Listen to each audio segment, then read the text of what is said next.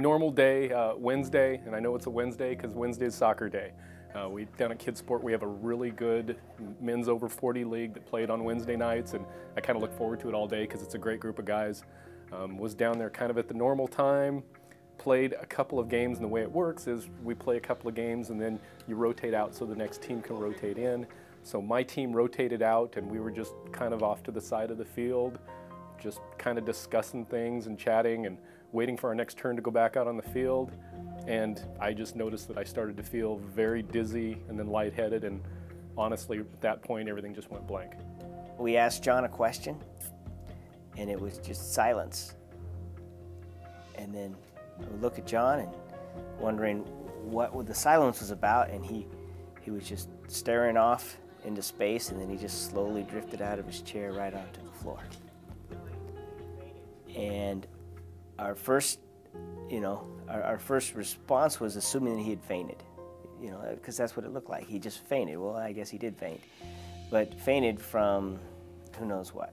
So we just responded and assumed he had fainted, and we're taking that kind of precaution.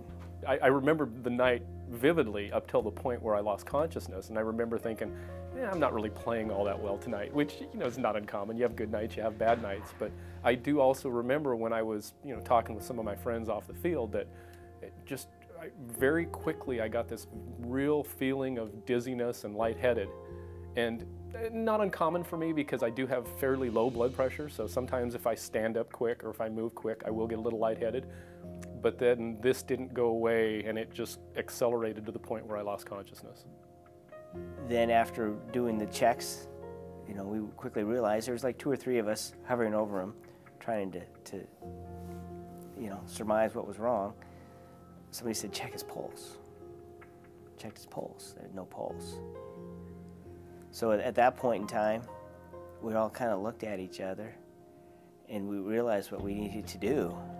And then it occurred to me that I had recently taken CPR training. And so I knew what to do. And so I just did it. I'm not even sure there's a real conscious thought of doing it, but I know the training prepares you for that. And then when the moment of truth comes,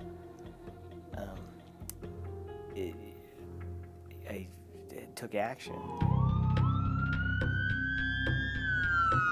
So we got dispatched to a soccer field for a cardiac arrest, male patient down the ground, young male.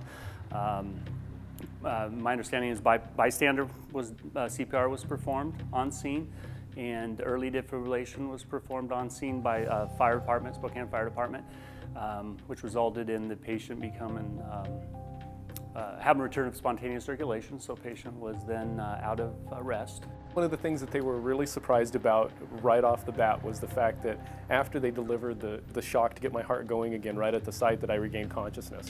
Because from what I've heard, that's not typically the outcome in a situation like this, is that typically somebody who has sudden cardiac death their heart will get going, but they'll be in a coma for several days, or they'll often suffer some type of kidney damage or brain damage based on the fact that they didn't have good oxygenation of the brain or the kidneys during the CPR. And when they found out how long Kent did CPR, for over 10 minutes, and that there was no damage to either my renal functions or my brain, they were really surprised. And that's something that they've highlighted several times.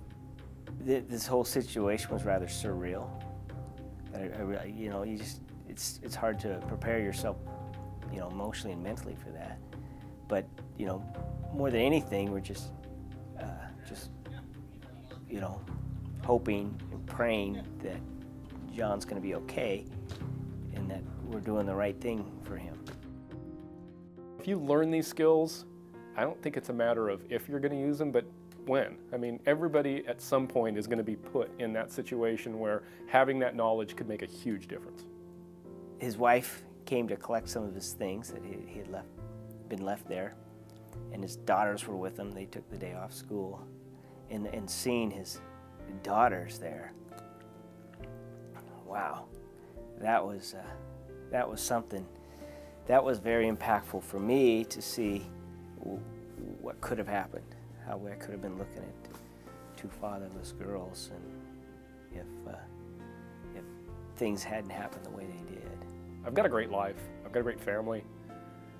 You know, it's hard for me to kind of get my arms around everything I'm thankful for, because there is so much.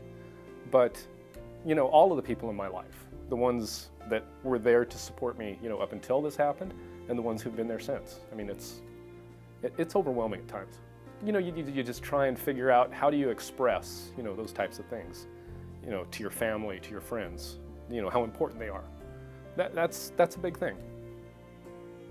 I think this is just kind of an unusual circumstance, because he was a young male, generally in pretty good health, playing soccer, but obviously it seems like the early compressions that were performed is very important, and allowing for the early defibrillation too as well was very important in this scenario.